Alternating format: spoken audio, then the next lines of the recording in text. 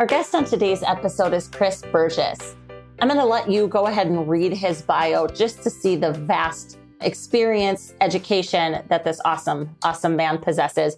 But I want to tell you how he came into my world and what we're on the podcast to talk about today. So I actually got a cold email from Chris. He had listened to a couple of the podcast episodes here, and he reached out to me regarding a special project called Dirt Road Radio. And even just, I won't ever forget it, even just the way that he communicated what he saw kind of in me as a person, and then what the goals and vision of Dirt Road Radio, are, and that he saw some alignment, or at least at a minimum that, they wanted to meet me. I totally thought, like, this can't be real. Like, these people can't be real. Lo and behold, I get on a Zoom call with them, and they're not only are they real, but they're exactly the kind of people that I just think it's so special when we get to meet people like this.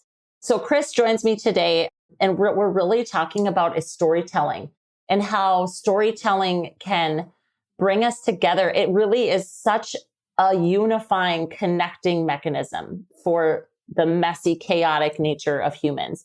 This is one of my favorite conversations that I've recorded for this show in quite some time, to be honest. It's rich and it's meaningful. And what's so important about it for me is that growing small towns isn't about just population growth or even business growth. It's about the growth of humans. And so much of what Chris and I talk about in this episode is really what that evolution and transformation can look like. And sometimes it's really slow. It's almost always kind of painful and a little sticky. But gosh, it's just so beautiful when you can reach down into the truth of like who you are, who you were meant to be, and start to have the courage to show up that way. Beautiful, beautiful things can unfold. And so Chris and I have quite a beautiful, lovely, winding conversation about storytelling, about how information comes our way, how we can process it, filter it, and just get a little better maybe at critical thinking as well. This conversation has massive implications, not just for small towns and you, the listener that might live in a small town, but really for all of us. And I hope you enjoy listening to it just as much as I enjoyed creating this conversation with Chris. Well, hey, Chris, welcome to the Growing Small Town Show. Thank you so much. Oh, I'm so excited I get excited every time I get to talk to you. I appreciate that. Yeah. Why don't you start by telling the listeners just a bit about who you are, kind of what your scope of work is, and then we'll just kind of take it from there, since it's going to be a good, long, winding road with you, my friend, as always. And I love it. So fun. Yeah. Long, winding roads are kind of my thing. I'm an Iowan for the last 20 years or so. I live in a smaller town next door to Iowa City. And Iowa, as you know, is quite a mix of rural urban. So there are pockets of urban and suburban corridors and population centers. And then there's a lot of small towns and rural areas in Iowa. So one of the things that I do, or at least I have done for fun, is play music in bands and make, rock and roll, that kind of thing. And so I've traveled a lot throughout the Midwest and Iowa and came to really love the vibe.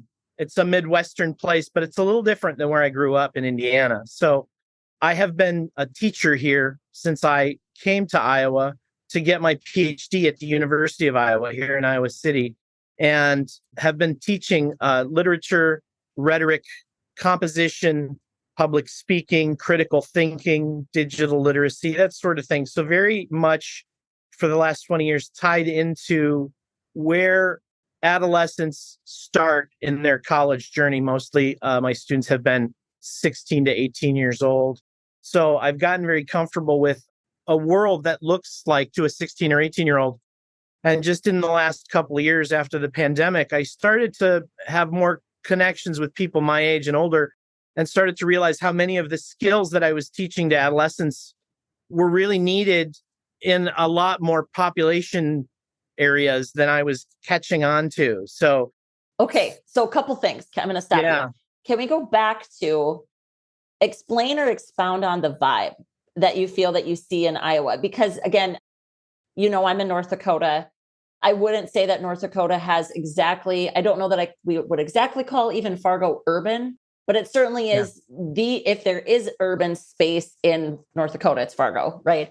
But I sometimes, at least I have felt that there's some parallels geographically and maybe even just in that, there's a lot of rural in Iowa, right? It's a lot. Yeah. Yeah. So maybe share a little bit about, having come there, what was this difference that you saw and what is it about it that you love?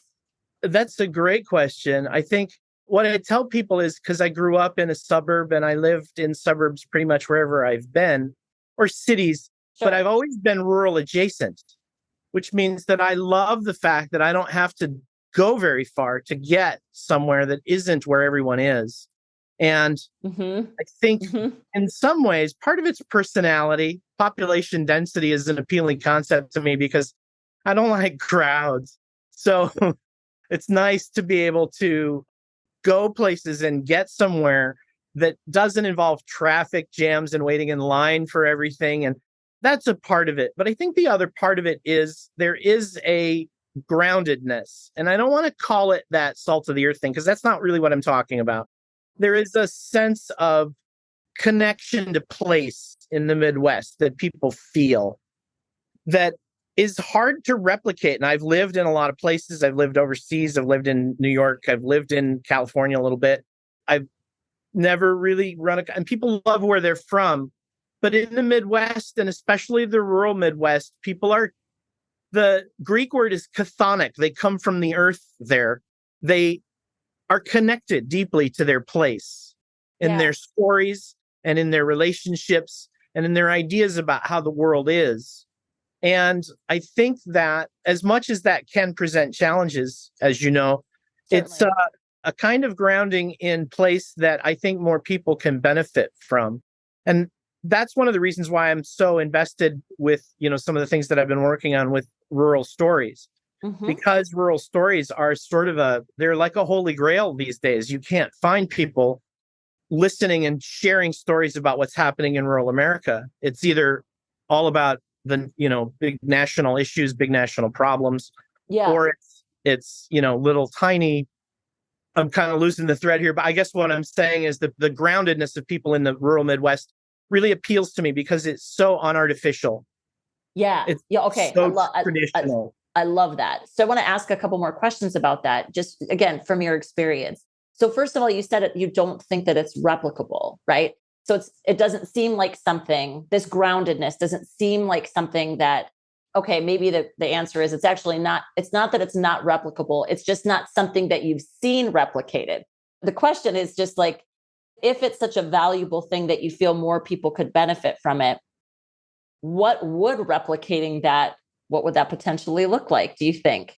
I mean, because I think what's interesting about, about what you're pointing out is, and I wonder how much too agriculture actually plays a key role in this in the rural Midwest, because that connection to place, it's land, it's this true connection to land that I just don't know that it could even be replicated if it hadn't been something that it's almost like in your blood or something. Does that make sense?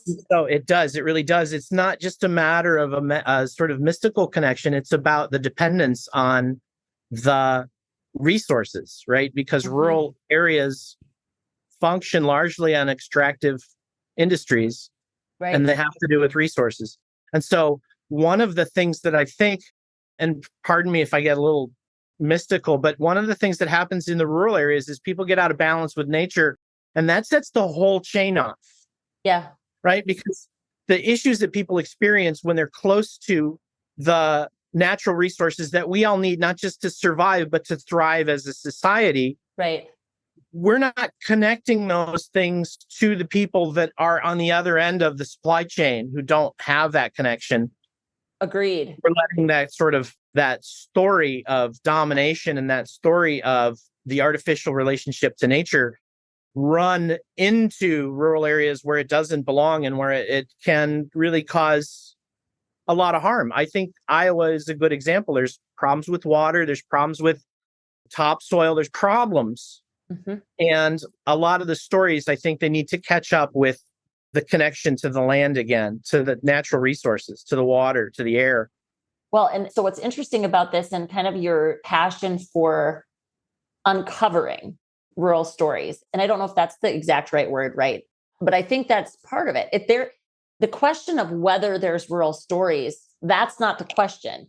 Like Right. every person living, breathing, walking on the planet, they are a walking story every single Yeah. day. Yeah. And I think, again, I have such a strong connection to your lens of this. And it's partly because like I wrote a book in 2016 and I was young.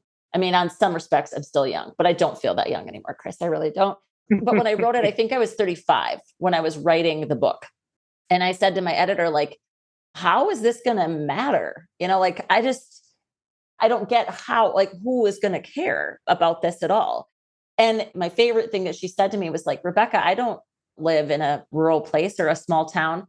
And I love everything I can feel myself in it. And she said, because stories just matter, this whole discussion, that's what she said to me. And it stuck with me so much because it really is the fact that like, if you are living and breathing and you are having an experience on this planet, that is unique to you as well. Yes. It's a completely unique thing. And so I just don't think that we at all give our own experiences enough credit in the That's bigger right. picture Yeah. of the narrative Absolutely. of what's happening, Absolutely. Yeah, I might put you on the spot you're good. because I have read your book. I have to admit that I didn't finish it, but I will. It's a story. It's an unadulterated, that's not the right word. It's an unafraid story. It's a story of self and place. It's a story of how to be who you are, where you are. And my God, are there not enough of those stories? And I think, your editor had the right idea. It's not a question of whose story is the one that's going to connect with everybody, because they all do. It's a question of which stories are in front of people and do they have access to them. So in some ways, I think for me, and I've told people this in kind of jest, but it's not that joking. I'm kind of trying to be like the Johnny Appleseed of storytelling, to just leave story orchards behind me wherever I travel. Because for the same reason that book is the way that it is, it shares sense of self and discovery that is not slick or packaged or processed. And people, when they hear stories like that, they are reminded that the truth of our lives is not something imposed upon us from outside. It's something that we struggle to bring out from inside into the world. And there's no better way to learn how to do that than to watch other people do it, right? Absolutely. And that's, you just touched on another thing, like as a speaker, right? Like I do speaking. That's part of how I make my living, right? I get asked to speak. I have seen so many speakers over the years, Chris, and I'm a really harsh critic of speakers. I hate to admit that. I just am. And I can absolutely tell the ones that have been to a seminar that taught them how to put together a compelling, and there's air quotes on this for our listeners, right? Right. A compelling, stage-worthy thing. And the longer I live and the messier my life gets, to be honest, like the messier and the harder, again, every single one of us, like there's waves of difficulty, there's peaks and there's valleys, like our lives just kind of ebb and flow. And the more I live, the longer I live, the more I just feel such a resistance to that kind of stage presence. Yeah. Because it's packaged and it's slick. It feels, I've said before that like that awful taste of saccharin, like when you take a packet of Equal and you put it in your exactly coffee, what you mean. that tang of artificiality, that's what my soul is left with. Yes. That same like aftertaste of I've just been served artificial sweetener. That's such a great metaphor for it, because you're right. It's not something you think about or plan for, but that moment it hits your tongue, you go, ooh. This feels super fake. Yeah. Yes. Yeah. Yeah. And that's why I love your approach. Your approach is actually the antithesis of that. I'm trying to peel away some of the veil for people and let them understand that storytelling is a perfect example, and especially storytelling in a speech, like for a sales pitch or for a graduation speech or a campaign speech. Those elements of storytelling that come through authentically are about practice and art and experience. They're not about steps or scripts or predetermined words. There is no script you can write that fits every situation you end up in. Absolutely. If you know your story, true. yeah. If you know your story and you can recreate it every time, because a story is a living thing, right? A story is not something that happens once and then you just go back to it over and over again. Stories get reborn every time we tell them, every time we think them, every time we go for the peanut butter out of the cupboard and we remember grandma's recipe for, peanut butter banana sandwiches. That's a story working on us. And those skills come out when we practice them, not when we memorize a script. Absolutely.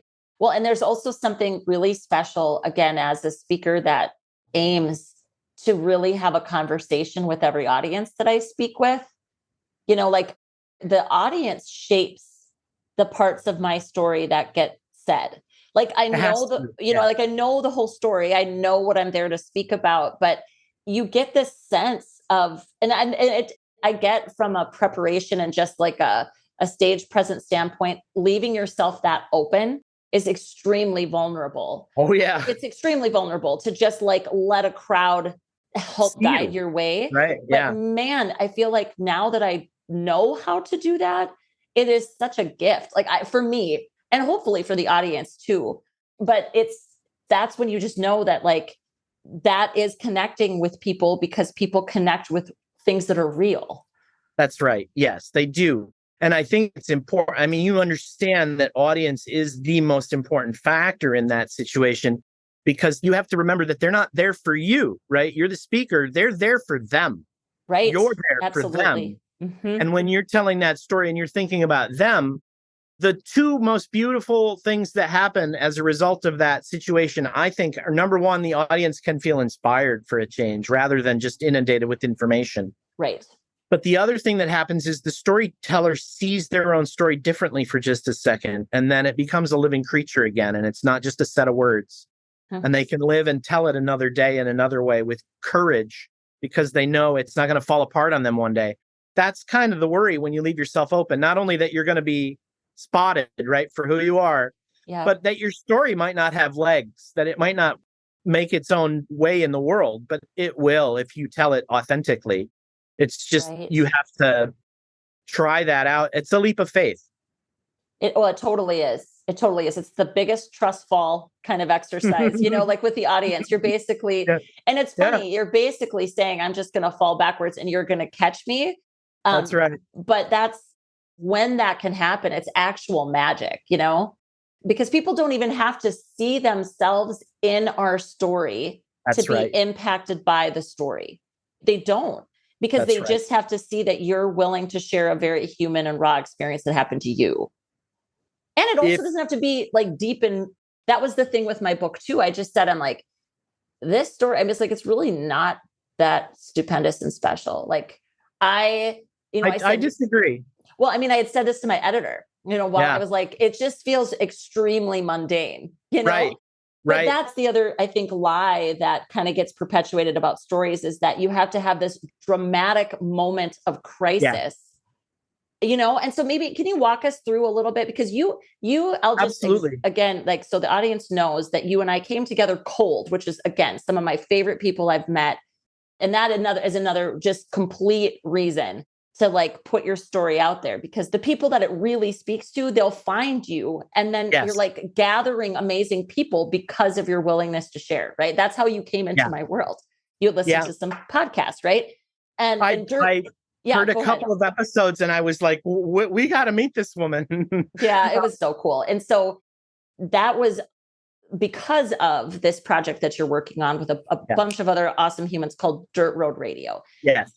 So I just want to share with our audience real quickly that you had reached out to me and we talked about me potentially having a story to share. Yeah. And you had already read parts of my book. So you generally knew like who I am and what my storytelling style might be. You helped me not only write, but then create and craft, to me, something that I just can't wait until it's actually shared, And when that happens, whatever, it's fine. But it's more about just I've shared it, by the way, with just a handful of my closest people that especially that have come into my life in the last 3 years, like since we took on Growing Small Towns and remodeled this building. And that process was it's weird how, as a person that has never really followed any sort of process or story, like any sort of guideline to how to do it, you might think that having a structure will feel like it shackles you. Right. But it doesn't. It didn't feel that way to me at all. And your process, I'm so proud of what we created together. And so I don't know if there's pieces of that you want to share with the audience, just to help them think differently, maybe about their own stories. Yeah, absolutely. But I know the people listening to this thing have awesome things to share. And I'd love to encourage everyone has awesome things to share. And I always tell people, number one, you don't have one story. You have a million stories. Every day that your coffee is late or your furnace shuts off in the middle of the night and you wake up freezing, that's a story. Everything is a story and how we make sense of the world. And I think, your book is a really good example, because I can understand how, from a certain point of view, and not having written a book before and not having made all the choices that you ended up making, you might have thought to yourself, well, nobody really wants to learn about someone who grew up in North Dakota and went to college and then found some friends and that kind of thing. But it's not true. And it's because, again, I think audiences are in it for themselves. And I don't mean in a selfish way. I mean, our understanding starts with us. Yeah.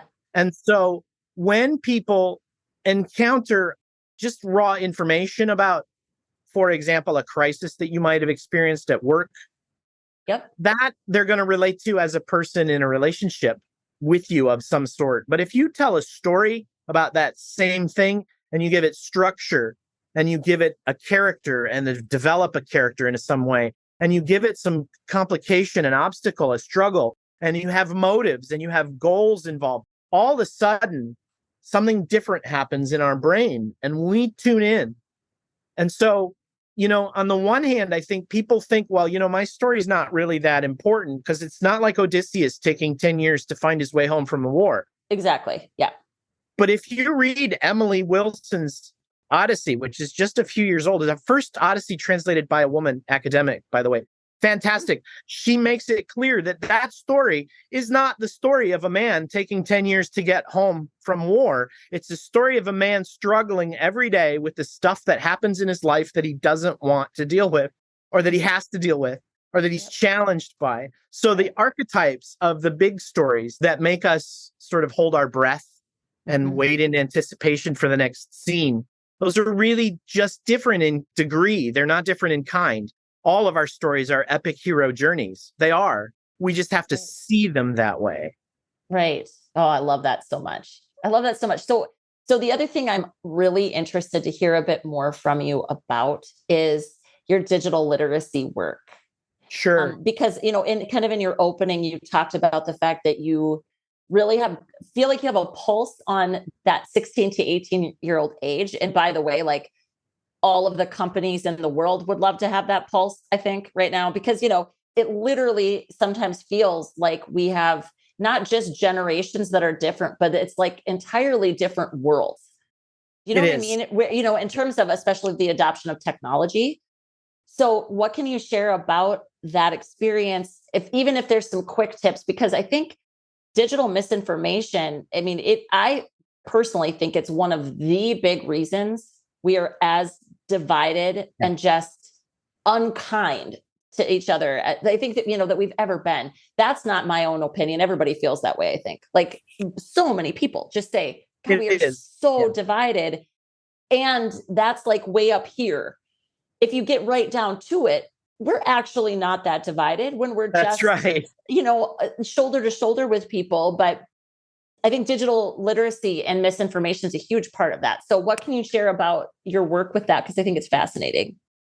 I would start just by saying everyone needs to understand how the algorithms work, because one of the reasons why we're so divided socially and culturally and politically is because we are divided individually from each other by a mathematical equation that keeps us separate in the online universe. The person sitting next to you at Denny's could literally have a completely different view of the world based on their Google search results than you do, because Google doesn't share the same information with both of you for very specific reasons that have a lot to do with how lucrative it can be, not necessarily to keep you in the dark about what other people know, but to feed you constantly information that reaffirms your view of the world. In other words, if you're not careful online, what ends up happening is you don't realize that you live in a mirror world that is showing you nothing but yourself to you. Yeah. And that an echo chamber on top of it, yes, right? yes. A mirrored room that's just a Right. constant echo where That's right. all you're getting back are the things that you think and feel. That's right. Yeah. And it can be dangerous partly because of human bias, right? Our brains are full of tendencies that in some situations are useful, but in other situations can cause us trouble because we trust intuitions that we shouldn't sometimes. A lot of times. Overconfidence is a perfect example. The internet and social media is designed to make us overconfident. Overconfidence is blinding. It reduces our awareness of the kind of information out there that we should not be trafficking in and sharing. And so that's one part of the problem is people need more awareness of how the online ecosystem works to control and share and shape and move information around. But the other part of it, I think, is the personal work that we have a duty to do as a country. And that is we need to get over ourselves and stop thinking of ourselves as the end all be all, because it's the biases that cause us to want to live in the world that confirms our suspicions about how other people are, rather than talking to other people. Right. Yeah. I was actually going to ask you if you could tell me what you think the antidote is to this behavior. What is it? What do we need to adopt? If we want to, if we want to be not overconfident and not just complete walk-in confirmation biases, because that's what this is, right? It's literally saying, like, if I walk out on the street and I think that maybe I'll try not to pick something super polarizing, but like COVID restrictions. Okay. That's pretty damn absolutely great example. Yes. But the idea, like all of these restrictions are thought control, mind control, the government trying to control us.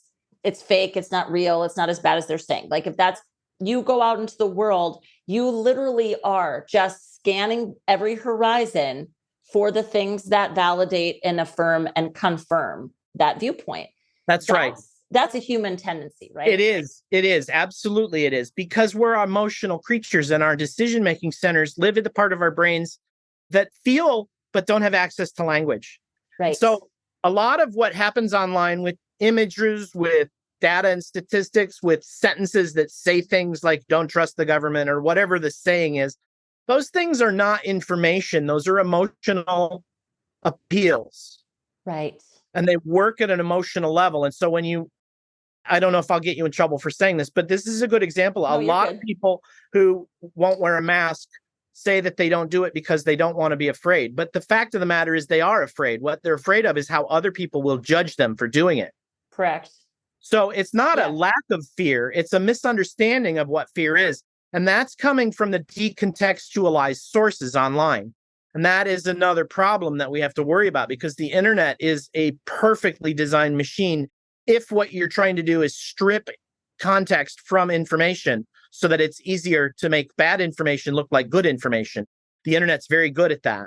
And so we have to constantly be aware that our biases are always active. We can't just snap our fingers and see around them, but we can grasp at the humility that reminds us we don't know all the things that we need to know. And it's not because we're stupid. It's because we haven't been given access to all the information, just that tiny sliver of it that's supposed to make us feel one way or the other. Right. So then going back to the question of what's the antidote, it's not that there's a magic bullet here, Chris. I totally get that. But just thinking like, how do we, because then again, like I'm a parent, right? My oldest child is 14. We've got 14, 12, and 9. They are my oldest is the only one that even has a phone at this point. Because I'm I don't even care. I'm like, I don't care if you're the nerdiest kid in your class because you don't have a phone. Not my problem.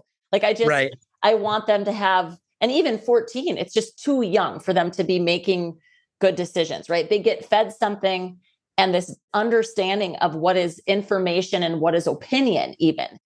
those, like, and Right. you said Right. emotional appeal, like it's very, very hard to do that. So that's certainly part of it, is having an awareness of the fact that if you feel something in your gut, whether it's even joy or anger and fear, the internet's working on you. It's Yes. doing Yes. exactly what it's been Yes. designed to do, right? So there's Yes. that. But then what else? Like, when we get something in our face and it gives us this really strong emotion, and our first instinct is to share it, Right. especially if it's something that incites anything on maybe the challenging spectrum of emotions. Most of the time, I feel like if you want to share something joyful, have at it. You know what I mean? Absolutely. I'm with Like, you. that's not such an issue, but what should Everything people, except for humor that punches down, that yeah, makes people laugh, but amen. Yeah, not yeah, in a yeah. good way. But Yep. yeah, I'm with you. Joy, share joy, Share all the share joy. hope, share courage, right? Yep. Don't share fear, don't share hate, don't share anger. The thing about it is, anger is by far, like, not even close second, is by far the most viral emotion. I, And everybody makes money getting people to share things online, understands that very well. And so do the algorithms. and isn't that just gross? I mean, when you really think about it, it's like, and there again, I think I've spent enough time thinking about these things that I just don't even, like, there's so much that I don't engage with. Yeah. Like, Yeah. purposefully. And again, I always pick on my dad or my husband. They get picked on my podcast, but my dad will say, like, honey, you're not informed. Right. Like this intentional, like, I'm just opting out of all news. He'll be like, Right. you can't do that. And I just constantly say, well, like, until my life is somehow negatively impacted because I'm opting out, you're going to Right. have a stronger argument than that, because Yeah. I think what happens is we plug in so much to the media. And again, I don't You even do. care what side of the spectrum you're on. That's Yes. not what matters. It's, you plug into this, and suddenly the beauty of your entire life is diminished by this stuff that's happening that likely, honestly, won't ever actually impact you. That's right. And so that's a weird thing too, right? So, like, and again, we're just kind of talking big generalities, but like, what can people do? Yeah. Especially if they have that immediate tendency to want to hit share, and it's, Yeah, absolutely. what should they what should they stop and do? Yeah, click restraint is hard because it's not something you can do just by, again, wishing to be better at it. Right. Education is the key for sure. The more you know, the less likely you are to get caught off guard by something that happens to you online that you're not able to say, okay, something's not quite right here. That's part of it. Right. The harder thing to do, to be honest, is all of us have to admit to ourselves that we are totally susceptible to misinformation. And it has nothing to do with how smart we are or how educated we are. Propaganda works on your emotions, not on your brain. Mm-hmm. It works on your emotions. And all of us have emotions, and we don't have more or less educated emotions. We don't have more or less intelligent emotions. We have sometimes better regulation and worse regulation, depending on the situation we're in. But we have to admit to ourselves when we want to share something that we want to share it because we want to enforce this relationship with this other person, or to show them something they don't have, right? There are all kinds of ways that people like poke at each other or reach out for support and connection that don't have anything to do with the kind of information that we transfer. And that means that if you're feeling the urge to connect with people, don't wait for a really crazy, awful Facebook meme to do it. Just reach out, make a meme that has puppies in it and share that instead, right? Just reject the feeling that you're being informed and being angry are the same thing, because they're not. No, that's so interesting. I think the other thing, and I would love your take on this too, I think the other kind of quality or characteristic or posture maybe to take on it just more in general is curiosity. Yeah, absolutely. Absolutely. So in your mind, what role does a more curious mind and heart? Yes. Because again, it's being curious even about yourselves, like Oh, asking yeah. yourself that question, right? Like, why? I do this all the time. I'll just be like, why am I feeling so triggered by this thing? Like, what's going on with me that I'm so pissed off about this thing right now? Depending on if it's a person. I mean, that's just honestly a good EQ skill, to be honest. Like, that's It is. emotional It is. intelligence, like actually Yes. stopping and being like, whoa, You have to Right. recognize it's happening to yourself first. First But thing that then- happens is the emotion. The second thing that happens is the awareness of the emotion, right? And Right. so it's already taken place by the time it comes into our mind.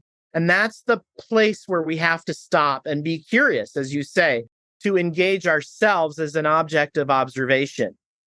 And that's hard to do because our thoughts come through us and we feel like sometimes they come from us when they don't always. Sometimes you hear something on the radio every day going to work and you don't pay attention to it. And one day you're singing the jingle, Yeah. because it's just in there. It's not your idea. Yep. It's a song someone planted in there to make you buy a certain type of hot dog, but it's in there and it's shaping the way you think and feel. So being aware of ourselves, you're right. It's very important. And I think curiosity is extremely important too, because even though it can get you in trouble, it can show you where the fire exits are too. I mean, human beings need to know what's around them. They have that curiosity to control their environment, and knowledge is, and like I said, I think education really is the key. Curiosity is born out of learning. And this might be a detour, but I'll say it. No, go ahead. One of the things I think we do culturally is we make this assumption about school that once it's over, we're done learning. And we all know that's not true, but we don't take an active approach toward how we continue to learn after school is over. And so a lot of times when I say something like education is key, people hear me say school is key. And that's not what I'm saying. I'm saying education, not school. You're saying School learning is over. key. Learning is key. Yeah. And learning comes from, oh my gosh, I mean, learning comes from living. Yes. Learning comes from trying. Right. Learning comes from doing something you've never done before. I mean, there's so many ways to learn, and I would say more of the learning that happens outside of a formal education environment. It's like active experiential learning. Absolutely. And failing is a big source of learning. Yeah. Mm-hmm. And I think it's your orientation toward learning that makes it able to, what we forget sometimes, school does a really good job of showing us that learning isn't always pleasurable. But when you're doing it on your own because you're interested and you are curious about something that you don't know and you have a challenge that you need to overcome, learning is so pleasurable. It feels good to be able to solve a problem or to discover something we didn't know. Or even if it's just to have our head, kind of rewired by a 2-minute TikTok video all about,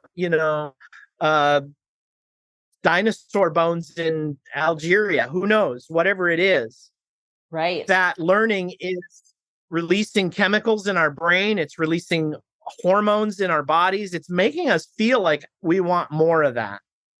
For me, that moment of like that actual light bulb moment, where something goes off in my brain, and maybe I've heard something a bunch of times, and either the way the person is delivering it or the method by which I'm hearing it, or I've just gotten to a place in my life where I'm ready to hear it and know it differently. Like there's so many factors in this whole thing, but that feeling of feeling like, that feeling, that's like living. Yeah. That's like living to me. Yeah. I constantly want to put myself in the way of those experiences.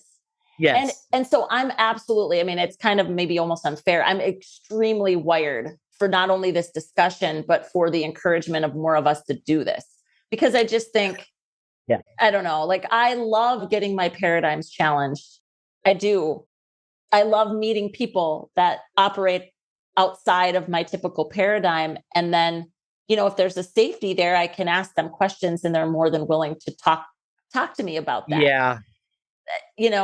But that's a good point to make. There has to be a certain amount of safety, doesn't there? There does. Because it kind of feels harder and harder to find that. Yes. Yeah. We need a lot more bridge language rather than chasm language, right? Less binary. Say more about that. Less binary thinking. It's a bias, but we want things to be a simple choice between A or B. And sometimes the road ahead is not in crisis. We don't have to choose A or B. We can negotiate over the new path that we're going to take. And especially because the rate at which culture changes now, because of technology and because of just the size of the population and how many different people have the time and the resources to just pursue something completely to its end. And you got people inventing new types of popcorn, and you got other people finding gravitational waves in space. I mean, there's a lot going on. But when we run into people that have a different way of looking at the world, there is a certain amount of threat there. And whether or not that threat can be negotiated, I think almost always comes down to the language that we have. And for me, that means the stories that we are able to tell each other. And so part of my goal with, again, trying to do this sort of Johnny Appleseed of storytelling thing is to help people not only to understand that everybody has a story or more than one story. Everybody can be a storyteller and is a storyteller in a way, maybe not always conscious of it, but like the phenomenon that you talk about is like at some point you're ready to hear it, even though it's been bombarding you as a fact forever. There's that day where you go, oh, right. It's my favorite feeling. And I love that.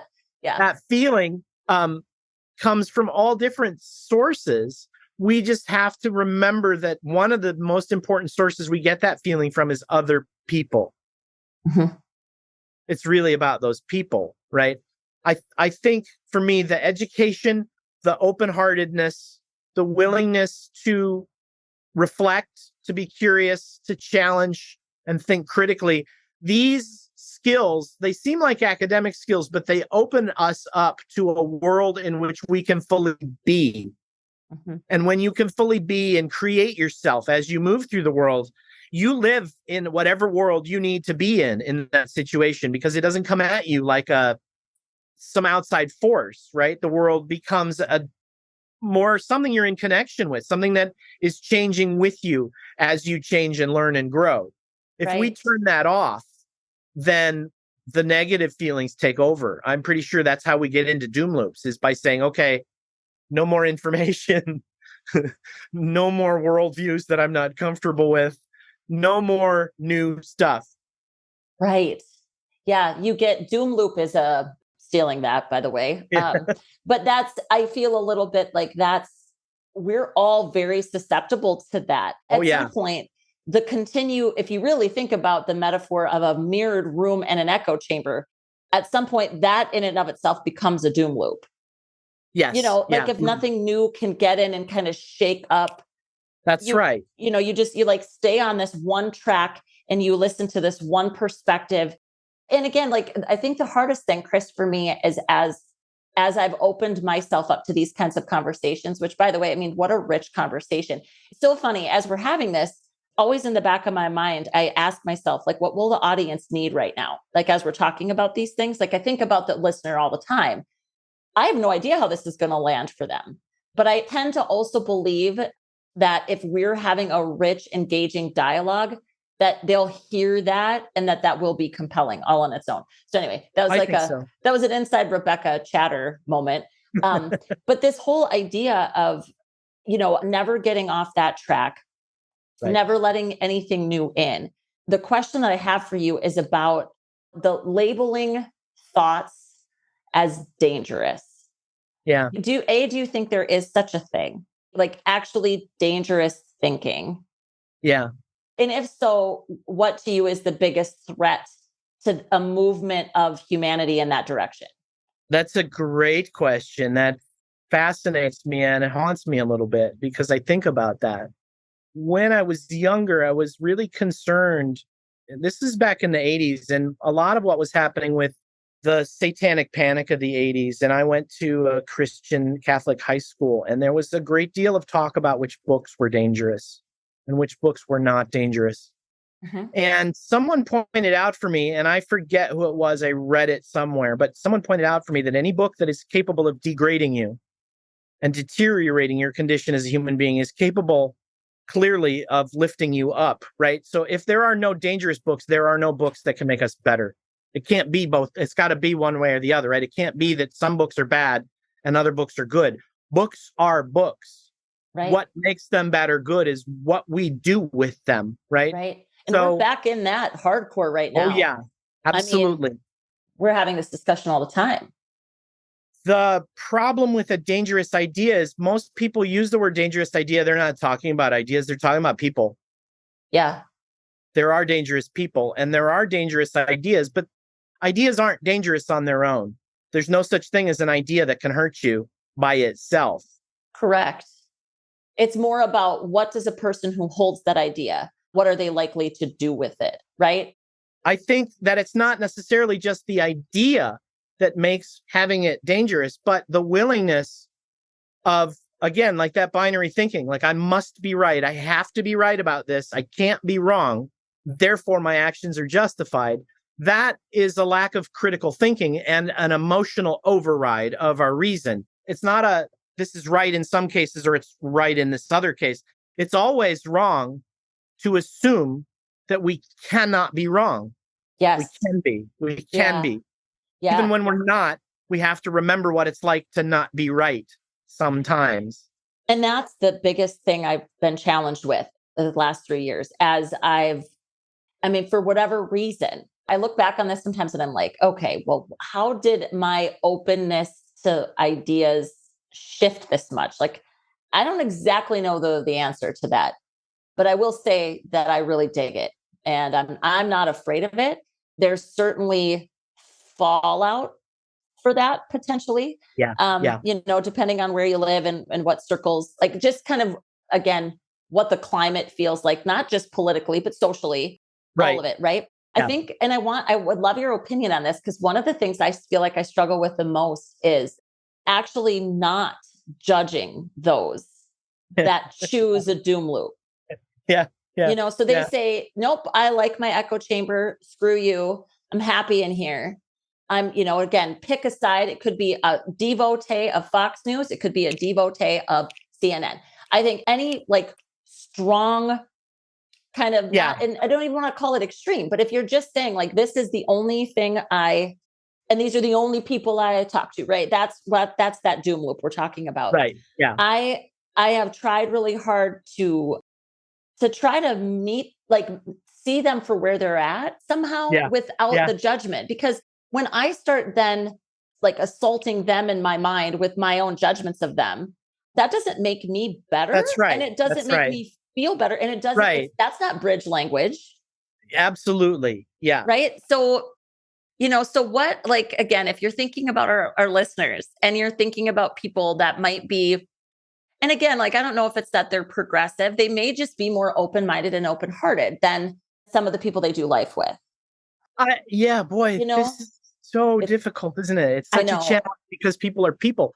People are people, totally. Yeah. You're right in the sense that, we feel the pressure to judge people for some reasons and less pressure to judge them for other reasons. And that, I think, is a lot to do with the stories we tell ourselves about ourselves and not about other people. So on the one hand, there's no rule that says you have to have an opinion or a moral judgment about everything, right? You can always tell yourself like, oh, that's right. It doesn't matter if so-and-so is not nice. I don't have to make a decision about that. Okay. I don't can we have stop? to have an opinion on that. I hate to let you lose your train of thought, but can we pause on that for just a second longer? Because I think that might be one of the critical pieces of this too, is that we just forget that we don't have to engage with everything, That's right. And it doesn't make you dumb or dim or anything. Absolutely. If you choose to just say I don't have a strong stance on that. I think some of that comes from the ability, and to be honest with you, it's training. It's not a set of tips that you can pull down. I mean, you have to work at it. But it's critical thinking, right? Because it's thinking about things with distinction and gradient and gradation and value rather than positive or negative, on or off, black or white, up or down. Yeah. And that makes you able to see people in ways that are not good or bad, mad or sad, happy or angry. It's not all of a sudden going to reflect to you. You know what I mean? When you see the world as full of gray, you see a little bit more finely. And again, I think it takes practice, but I think partly what you're talking about is, for me, how do you address those difficult social interactions. And I feel like not everybody, but most people, if you walk around glowing from the inside, they notice. They don't always. Sometimes it makes them mad, right? Totally. But everybody wants to know how you do it. Mm-hmm. And it shuts people down a little bit sometimes when they want to be really nasty just because they had a bad day. And here you are glowing. And, how do you shit on that? Excuse me. But no, you're how do good. you shit Yeah. on that? Right. Yeah. I just think it's so interesting because I think you just explained again, kind of my growth, I think, over the last handful of years and just what I hope for. When I think about what do I hope for my community, it's actually a bit more of an embracing of the shades of gray. And then just the complete acknowledgement that every single human is some mix of great stuff and super crappy stuff. Like, because we're humans and we're very, very nuanced. And so anytime I feel in myself this like judgment rearing up, which for me, judgment in me usually sounds like I want to label that they're either label their behavior in some way and like apply an adjective to like what I'm seeing. Right. And that's me, that's judgment. Yes. Because, and then again, I think the other piece of that is, okay, well, so does that mean we have to just stay open to all these people, even if they don't make us feel good? Of course not. We don't have to do that. We get to then make those choices about, on the whole, how this person presents themselves to me. Yeah. Is it more beneficial for me? Is it less beneficial for me? Are there things I can do for this person? Is there kind of on the balance, some betterment that comes from our relationship, right? Like otherwise it's like, it's okay to just keep people at a distance if you're able to do that. I think so. Yeah. I mean, what you're talking about is kind of a personal calculus, right? There's a reasoned operation happening where you're weighing and judging. But the other part of it is just the freedom that comes from getting some practice at not making that judgment. Yeah. It's hard. Getting practiced at being untriggered. That's or even just letting the trigger, happen and then realizing the barrel's empty. There's nothing happening in there. It just you still feel right. You feel flooded maybe still, but there's nothing that actually gets expressed. Yeah, it really is. I've felt that a few times. And where you go, God, like a year ago, this would have made me so upset. It's really cool when you can experience those moments, I think I had shared on a couple of podcasts ago with my friend Jeff. We were talking about how I was out east on the East Coast and I was going to be the speaker. And Jeff and I were both speaking the next day, and he's from the East Coast. And he witnessed just kind of a pretty good stripping down of me as a Midwesterner, like from North Dakota. Yeah. Like these people really a couple of them came at me really hard. And in that moment, I had that awareness of like, I am so glad that I have grown enough to handle this and still stand in front of them tomorrow and speak to them and have none of that, like, oh, am I good enough for this? And feeling that self-doubt. Though when you have those moments, my goodness, does it make all of the growth? And because growth is painful, right? I mean, we can say that like, it's the only way to live. And I probably beat that drum a little too much sometimes, but it's absolutely painful because every time you're confronted by something and you decide instead to do something about it, that's really hard work. It takes a lot of effort. Wow. Absolutely. Yeah. I will tell you one little story. When I was first starting as a college teacher, I was a teaching assistant at Western Michigan University in Kalamazoo. And I was teaching a class called Heroes and Villains of the Middle Ages, which was all about heroes and villains in medieval literature and history. And I was so excited about this class. And it was so full of information. I wanted to change every mind in the room. And I wanted to show them the archetypes. And I wanted them to savor the language and to dive into these texts. And they were not engaged. And I pushed harder and they engaged less. And I pushed harder and they engaged less. And I complained to my dad, who was a lawyer and a man of very few words. And I went on and on. We were driving to Denny's, which is where he liked to go eat. And we're in the turn lane waiting for the traffic so he can turn into the Denny's parking lot. and I've got my hand out the window. I remember the scene as clearly as it happened yesterday. And I said, I don't know what to do to get them to do the work, because if they do the work, they will get the reward. And he looked at me and he said, do you know, even the best gardener in the world cannot make a plant grow. Mm-hmm. And I went, oh, yeah. Go, damn it, Dad. Like, why do you have to be so smart? He's true. It's right. You know, it's right. You can't make a plant grow, but you can give it the soil and the pH balance and the water and the fertilizer and the sunlight. And you can talk to it and you can put it in a place where it can thrive. Give it its best shot at ideal growing conditions. That's right. And then what happens is it grows, right? Mm-hmm. People want to grow, and it is hard, and it does involve sacrifice and suffering. And intellectual growth is even more challenge, I think, in some ways in our culture, because we don't value it the way that we should. Not necessarily that we don't value it enough, but not in the way that we should. I mean, if you think, for example, about how many people are self-conscious about whatever education level or intellectual capacity they have for things like information online and social media sharing and that sort of thing. And when they realize, like, oh, it's not about smarts, it's not about being a good person in a sort of, you know, checking all the boxes kind of way. It's about being open to the world. Yeah. And being open to other people. And that kind of growth can be hard because people suck sometimes and they'll hurt you. Oh man, isn't that the truth? For sure.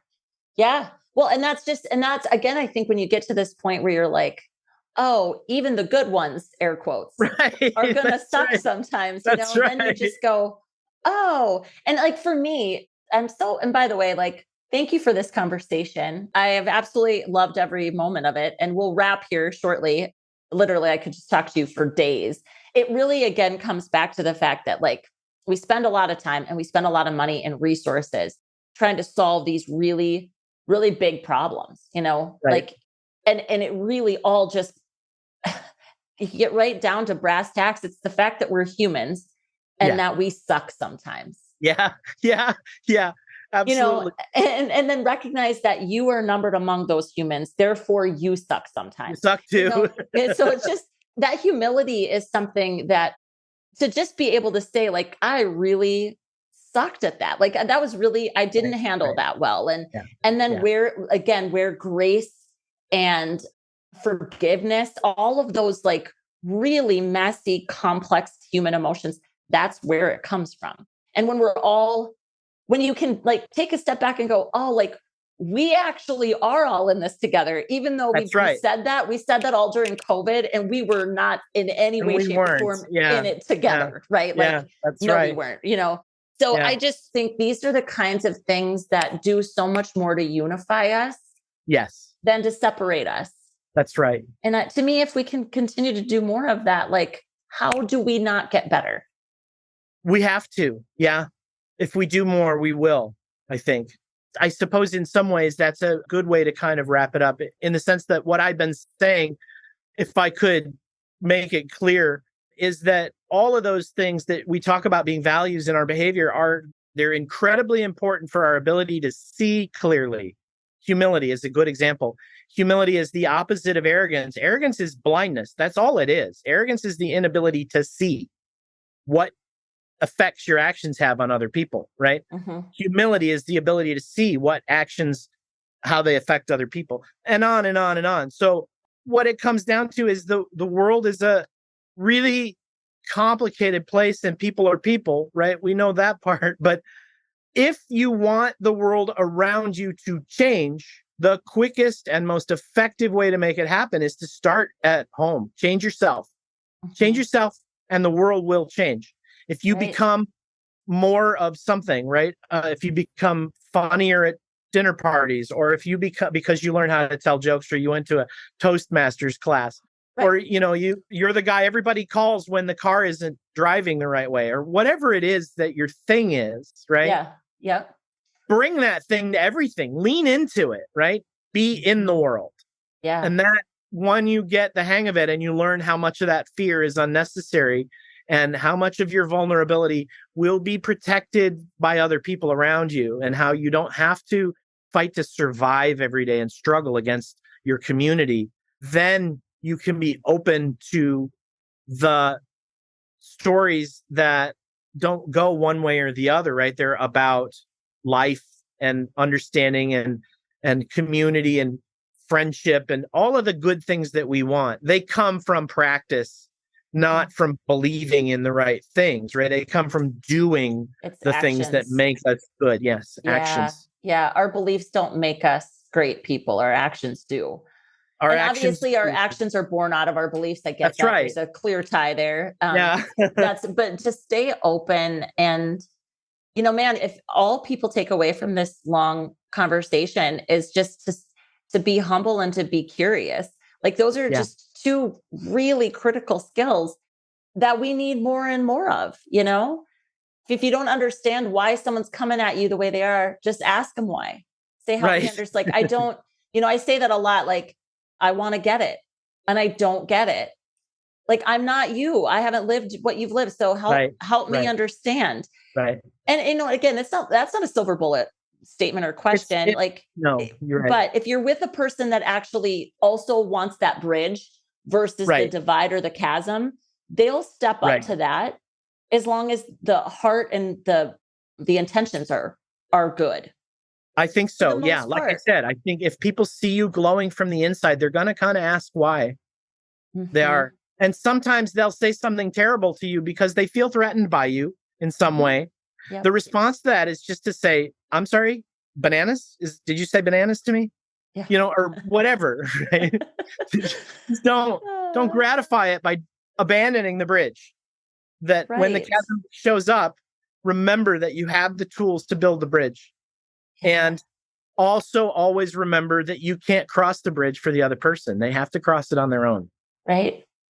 Oh, so valuable.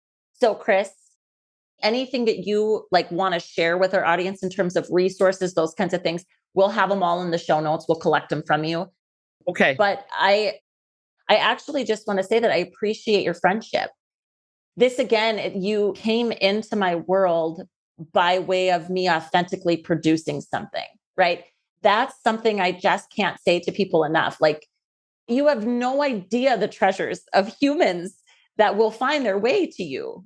If you fully step into who you are, warts and all, because we all have them. But I'm just so thankful that you listened, that you reached out, because I just know that I'm going to continue to be bettered by Thank you for saying having that. you in my life. I'm grateful that we ran into each other at the time when we did, because I was having trouble myself with the idea that I needed to expand my own community.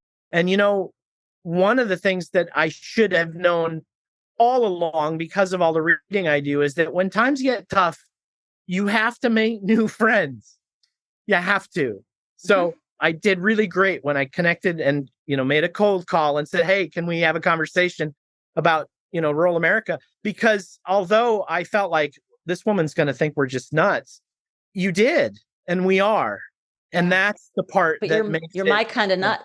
That's right. Exactly. Yeah. So, I think you're right. If there's a lesson there, it's lean into it, right? Lean into it. Be who you are. That's not easy. It's hard to figure out.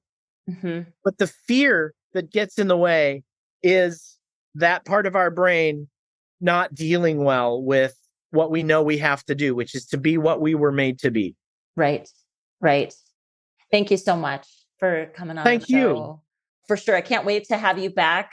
Dirt Road Radio will be a fun thing to kind of keep our eyes on and watch. So for sure, this isn't the last time. I would really like to have a chat about how people in your audience, the people that listen to your show, how they can be more self-actualized by telling their own stories and by finding those stories and seeing them for what they are. The amazing emergence, like I said, of that glow from the inside. So whenever I can do that, let me know. I part of my mission is to help people glow from the inside.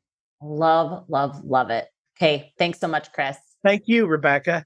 Have a great day. You too.